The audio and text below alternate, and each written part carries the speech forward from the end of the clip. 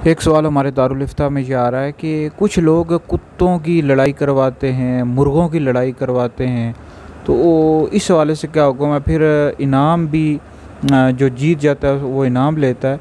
तो याद रखें, कुत्तों की, मुर्गों की या किसी भी जानवर की लड़ाई करवाना ये नाजायज़ है, हराम है, सख्त कबीरा गुनाह है। नबी करीम अलैहिस्सलाम ने जानवरों को मारने से भी मना फरमाया है।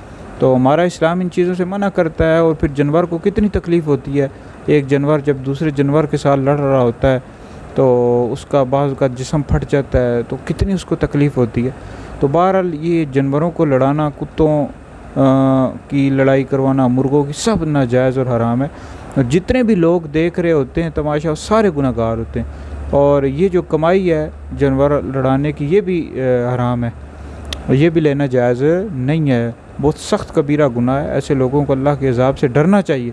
और इंसानों का लड़ना, ये भी इस्लाम इस चीज़ को पसंद नहीं करता कि इंसान आपस में लड़े, एक मुसलमान दूसरे मुसलमान से लड़े। तो जानवरों को लड़ाना, कितना बेज़ुबान जानवर हैं, तो उनको लड़ाना बहुत कबीरा गुनाह है। नबी पाक अलैहिस्सलाम ने इसे मना किया है। ऐसे लोगों को डरना चाहिए। अल्लाह ताला का अज़ाब बड़ा सख्त है, तो लिहाजा जानवरों की लड़ाई नहीं करवा सकते।